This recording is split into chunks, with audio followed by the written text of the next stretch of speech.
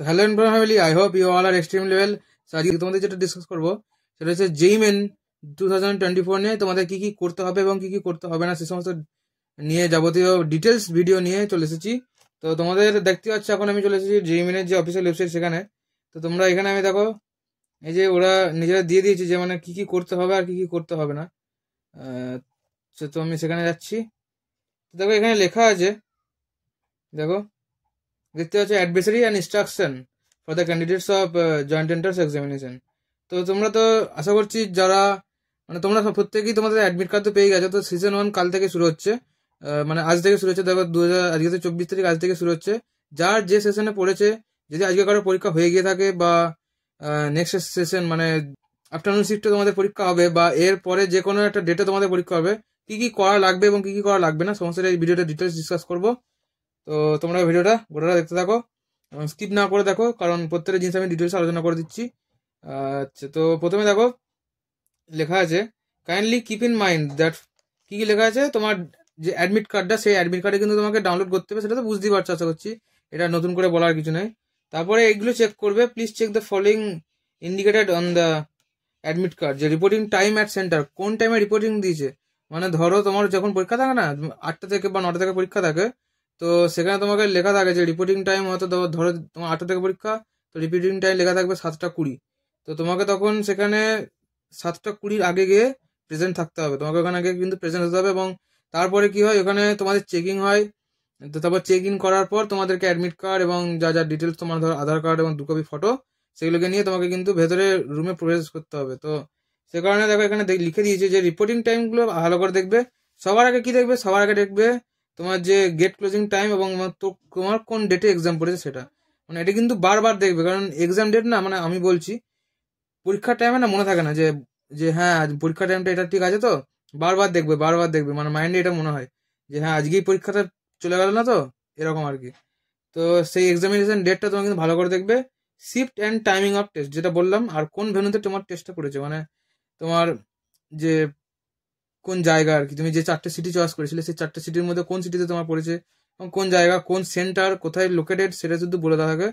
তো আমি তোমাদের বলবো সেখানে যাওয়ার আগে অবশ্যই গুগল ম্যাপেতে সেই জায়গাটা সম্বন্ধে চারিদিকে কি আছে কি না আছে সে সমস্ত ডিটেলসটা একবার চেক করে তারপর তোমরা সেখানে পরীক্ষা দিতে যাবে। তবে হচ্ছে you should visit the examination centre in advance and familiarise your self with the location and means of reaching the venue of the test on time. মানে ওটাই আর কি বলেছে, তোমরা আগে পৌঁছলে জায়গাটা সম্বন্ধে একটুখানি মানে বুঝতে পারবে যে তোমার ফ্যামিলিয়ার হবে আর কি জায়গাটার সাথে। দেখো 4 নম্বর যেটা বলেছে এটা কিন্তু important. The candidates are advise to register through DigiLocker or ABC ID. আচ্ছা, those candidates who did not register through DigiLocker or ABC ID need to report early on the day of the examination at least 1 hour earlier. মানে যারা ABC ID DigiLocker যাদের আছে, আশা করছি যারা DigiLocker দিয়ে করেছে তারা জানো, যাদের নেই তারা কি করবে, ডিজিলকার অ্যাকাউন্ট একটা ওপেন করতে পারো। তোমাদের এখানে কিছু বলে দিয়েছে দেখো, যারা or choose authentication through non other options, মানে তারা ধরো যাদের আধার কার্ডও নেই অথবা ডিজিলকার আর এবিসি আইডি দিয়ে অ্যাপ্লিকেশন করনি, তাদের ক্ষেত্রে বলেছে অ্যাটলিস্ট 1 hour আগে পৌঁছতে বলেছে। And to get their biometric records at the examination.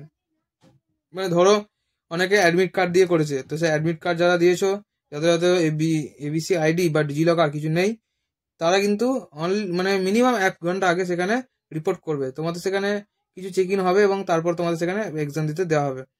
On the day of examination please reach the venue of the test at the reporting time mention in the admit card. If you report beyond gate closing time of the centre you will not be allowed to enter the test venue. মানে বুঝতে পারছো, তোমাকে আর enter করতে দেওয়া হবে না। আমাদের সময়তে হয়েছিল, সে মাত্র 10 মিনিট লেট করেছে, তাকে ঢুকতে দেওয়া হয়নি এক্সাম সেন্টারে। মানে এরকম কিন্তু খুবই স্ট্রিক্ট থাকে। তো তোমরা অবশ্যই সেখানে 10 মিনিট যেটা তোমাদের বলা হয়েছে আর কি রিপোর্টিং টাইম, সেই টাইমের মধ্যে পৌঁছে যাবে। তারপর তোমার সেখানে গেট ওপেন হবে এবং তোমাকে একে একে ঢোকানো হবে। তারপর সেখানে গিয়ে তোমাদেরকে ভেতরে তোমার কোন মানে কোন পিসিতে তোমরা বসবে এবং তোমার কোশ্চেনগুলো কি করে আসবে, তোমার ছবি তোলা, তোমার সিগনেচার, সমস্ত কিছু ব্যাপার আছে, সেসব করতে একটু টাইম লাগে। সে কারণে ওই টাইমটা দেওয়া হয়। তো একদম টাইম টু টাইম যেও না, যে যাতে তোমাদের সেখানে গিয়ে তোমাকে সমস্ত কিছু করতে টাইম লেগে যায়। ঠিক আছে, এখানে দেখো দেওয়া আছে you should carry with you only the following items. কি কি নিয়ে যেতে পারবে সেটা বলে দিই, আমি বলেই দিচ্ছি, এখানে লেখা আছে যদিও। Admit card downloaded from the NTA website, a clear and probably colour print out. মানে দেখো লেখা আছে প্রেফারেবল কি করা আছে কালার। তো আমাদের সময় আমরা মানে এরকমই ছিল, আমরা ওরকম মানে কালার বা ব্ল্যাক অ্যান্ড হোয়াইট নিয়ে যেতাম। তো বেশিরভাগ জিনিস কালার নিয়ে যেত, কারণ কি তোমার যে ফটোটা আছে না, সেই ফটোটা তোমার বুঝতে সুবিধা হবে যে হ্যাঁ তোমার মুখটার সাথে ওই ফটোটা ম্যাচ করছে কিনা। তো এই আর কি, আর কিছু না। অনেকে জিজ্ঞাসাও করে যে দাদা এরকম কালার করবো নাকি ব্ল্যাক অ্যান্ড হোয়াইট, তো অবশ্যই প্রেফারেবল দেখো লিখে দিয়েছে কালার। 1 পাসপোর্ট সাইজ ফটোগ্রাফ, 1 লিখেছে, মিনিমাম 2টো নিয়ে যাবে, কোনো অসুবিধা হলে সেটা তোমার চেঞ্জ করে লাগাতে পারবে। A valid photo ID proof in original, যেমন PAN card, driving licence or voter card or Aadhaar card with photograph, or Aadhaar, ration card, 12th class admit card, এগুলো তোমরা মানে ভ্যালিড প্রুফ হিসেবে নিয়ে যাবে। Please note that ID card issued by school, Aadhaar enrolment receipt without Aadhaar number and photocopies or images stored on mobile phones not allowed. তোমরা যদি মানে যেগুলো স্কুল কলেজ ইউনিভার্সিটি থেকে তৈরি করে দিয়েছে সেই আধার মানে সেই আইডেন্টিটি কার্ড অথবা আধার enrolment receipt without Aadhaar number, যদি আধার নাম্বার লেখা নেই সেরকম এনরোলমেন্ট রিসিপ্ট নিয়ে যাও। অ্যান্ড ফটোকপিজ আর ইমেজ স্টোর, মানে যদি তুমি ফোনে গিয়ে দেখা যে আমার এরকম ছবিটা আমার এটা বা আমার আধার কার্ডের নাম্বার এটা, সেটা কিন্তু অ্যালাউ করা হবে না। স্ট্রিক্টলি দেখো লেখা আছে নট অ্যালাউড, এগুলো একটু দেখে যাবে। আচ্ছা, এখানে পিডব্লিউডি ক্যান্ডিডেটের জন্য বলেছে issued by the complaint authority is if claiming the relaxation under PWD category। সেগুলো যারা পিডব্লিউডি আছে তারা একটুখানি মানে দেখে নিয়ে, আশা করছি তোমরা দেখে নিয়েছো যারা পিডব্লিউডি ক্যান্ডিডেট এর আন্ডারে পড়ো। দেখো the candidate should ensure that question paper available on the computer screen is as per his medium. মানে তোমরা অনেকে ওখানে মিডিয়াম দেওয়া থাকে, দেখবে বেঙ্গলি মিডিয়াম, কেউ ইংলিশ।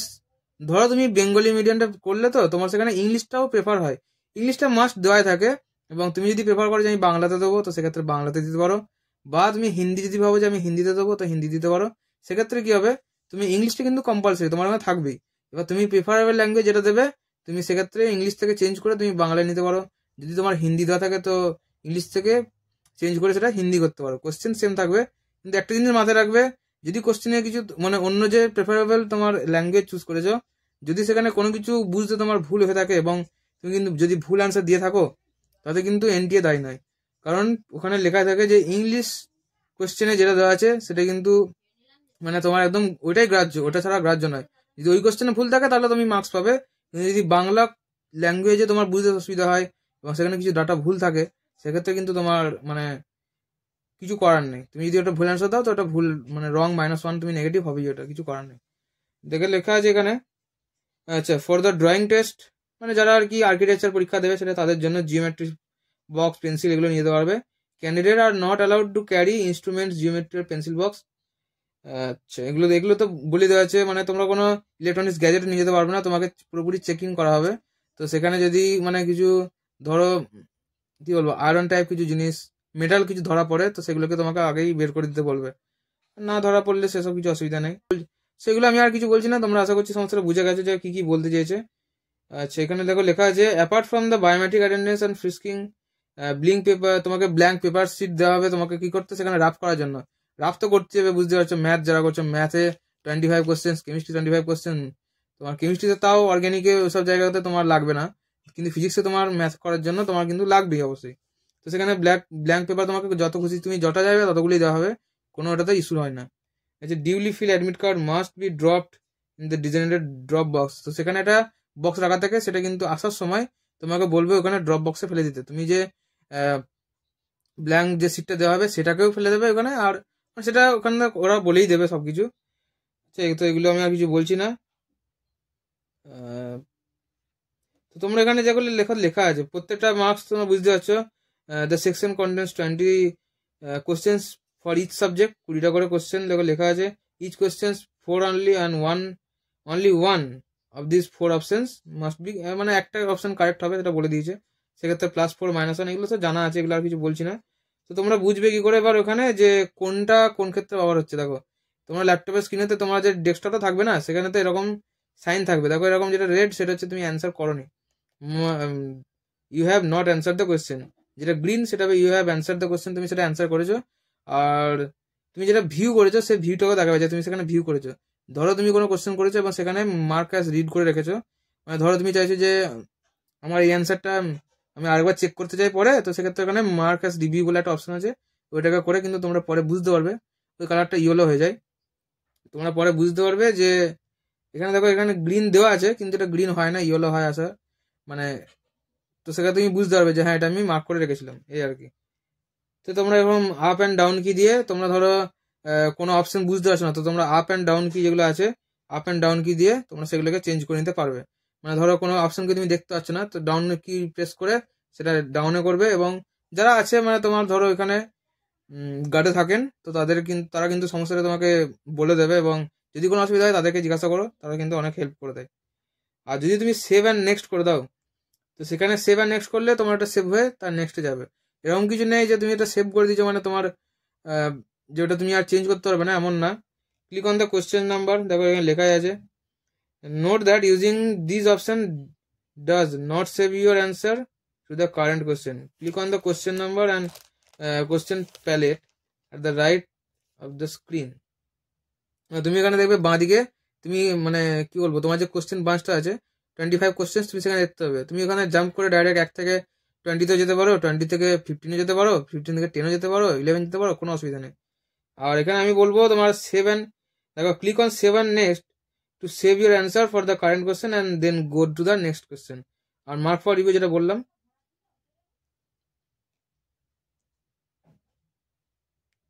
দেখো যে to deselect your chosen answer click on the button of the chosen option again and click on the clear response button। মানে তুমি যদি ধরো যে আমি তুমি ধরো একটা কোনো একটা কোশ্চেনের অ্যান্সার দিয়েছো, সেই কোশ্চেন অ্যান্সারটা তুমি হচ্ছে যে এটা আমি দেবো না, তো সেইটার জন্য তুমি যদি চাও যে আমি ওটাকে ক্লিয়ার করব, তো সেই অপশনটার উপরে আর একবার ক্লিক করবে। ধরো ডাবল ক্লিক করলে তো সেখানে কোশ্চেন ওটা মার্ক হয়ে গেল, তো ওখানে আর একবার ক্লিক করবে, তো সেক্ষেত্রে ওটা মানে ক্লিয়ার হয়ে যাবে আর কি। দেখো ক্লিয়ার রেসপন্স বলে একটা অপশন আসবে, সেখানে তুমি ক্লিয়ার ওটা টিপলে দিই ওটা চলে আসবে। আর একটা যেটা মাস্ট জিনিস যে মানে তোমাদের যেটা নিউমেরিক্যাল টাইপ কোশ্চেন থাকে, সেখানে তোমাকে লিখতে হবে অ্যান্সারটা কত। ধরো কোনো একটা কোশ্চেনের অ্যান্সার হচ্ছে 25, তো সেটা তুমি কি করে লিখবে, ওখানে ভার্চুয়াল কিবোর্ড আছে, ভার্চুয়াল কিবোর্ডে অপশন আছে, এবং সেটাকে তোমার মাউসের মাধ্যমে ধরো 2 and 5 এরকম করে তোমাকে লিখে সেখানে এন্টার দিলে তবে যে ওখানে কাজ হবে। সবটি কিন্তু মাউসেই, আর কিবোর্ডটা হচ্ছে ভার্চুয়াল, ওখানে যারা কিবোর্ড রাখা থাকে ওই কিবোর্ডে কিন্তু কোনো কাজ হবে না। তো এই জিনিসগুলি বলার ছিল, আসলে জিনিসটা বুঝতে পেরেছে। এবং পরীক্ষা দিতে যাওয়ার আগে অবশ্যই মানে জিনিসগুলোকে একটু জানা দরকার, তো এগুলোকে জেনে রেখো। এবং অল দ্য বেস্ট প্রত্যেককে, ভালো করে পরীক্ষা দিও। এবং পরীক্ষা দিয়েছে পরীক্ষা কেমন হলো অবশ্যই কিন্তু এই ভিডিও কমেন্ট বক্সে বা তোমরা যে কোনোভাবে আমাকে জানাতে পারো যে হ্যাঁ পরীক্ষা এরকম হয়েছে, পরীক্ষা কোশ্চেন এরকম হয়েছে। এবং কোনো কোশ্চেন যদি প্রবলেম হয় বুঝতে বা জানতে চাও যদি তোমরা, তো সেই কোশ্চেনটাকে অবশ্যই আমাকে কমেন্ট করে জানিও। এবং বা আমাদের টেলিগ্রাম লিঙ্ক যা যা আছে সব নিচে ডিসক্রিপশন বক্সে দেওয়া আছে, সেখানে গিয়ে আমাকে করতে পারো, এবং সব কোশ্চেন অ্যান্সার তোমাদের পেয়ে যাবে আর কি। তো আশা করছি ভিডিওটা ভালো লেগেছে, যদি ভালো লাগে তো লাইক করে রাখো, এবং চ্যানেলটা যারা নতুন এখনো পর্যন্ত ভিডিওটা দেখছো সবাইকে থ্যাংক ইউ, এবং যারা নতুন তারা অবশ্যই সাবস্ক্রাইব করে রাখো। তো দেখা হচ্ছে নেক্সট ভিডিওতে, ততক্ষণের জন্য বাই।